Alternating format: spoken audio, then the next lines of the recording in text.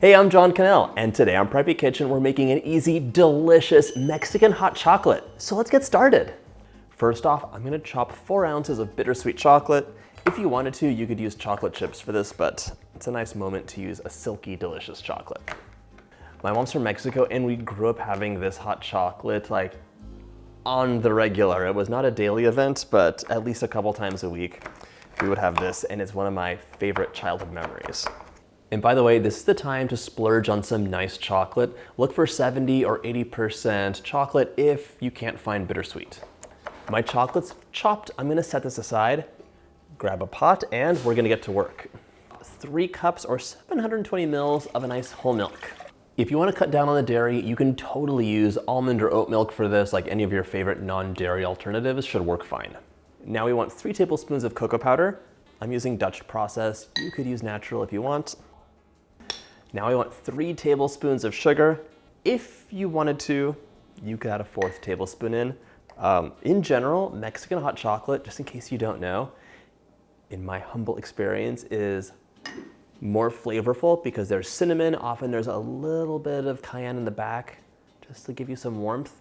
And it's often sweeter as well. So especially if you're using the store-bought like Abuelita brand, it is like a sugary hot chocolate, which is why kids love it. 1 teaspoon of cinnamon, a must. A pinch of cayenne.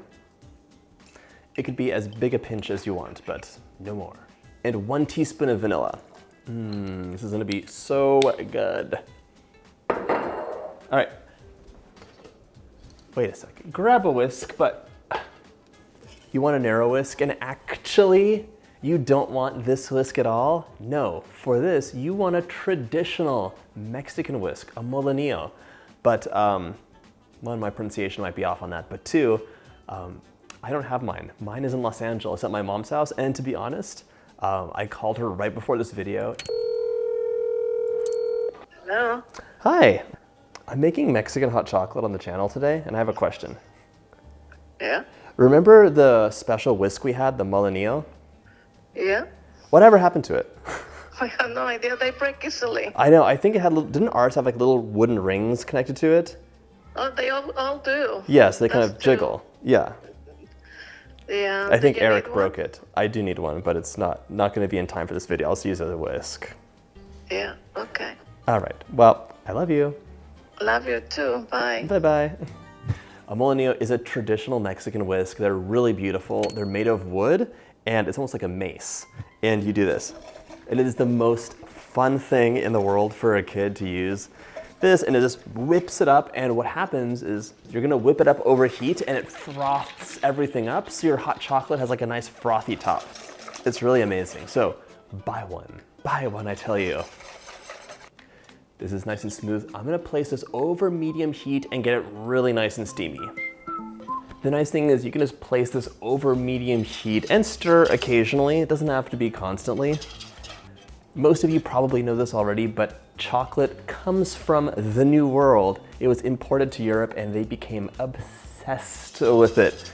We went to one of the palaces in England, and they actually had hot chocolate rooms. So they had a special room just for making chocolate for all the nobles and aristocrats who were in the palace, because it was like such a special, amazing treat. It was like, I don't know what trend I could describe it to, but it was like when coffee was brought over or tobacco was brought over. It was like, chocolate, a new flavor. So although this recipe has changed many times over the years, this is like giving a little bit of homage to the originators of this beautiful, delicious flavor. Once your mixture is nice and steamy, but not coming to a boil, you don't want it to boil, you're gonna add all that delicious chopped chocolate in. So plop that in and stir it up just until it's melted. So in case you're wondering, this is not quite champurrado, which is similar to Mexican hot chocolate, but it's gonna be thickened with a masa and just have like creamier and thicker. And you're also gonna use, instead of sugar, you'd use piloncillo, which is like a traditional, like more raw form of sugar. You get them in these little cones. Oh, okay. This is hot and steamy. We're ready to pour and garnish. Marshmallows are optional, but I could never say no.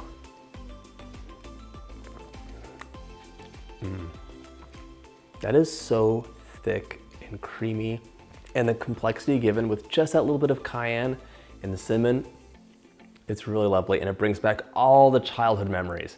I hope you get a chance to make this recipe, and if you like this video, check out my chocolate playlist.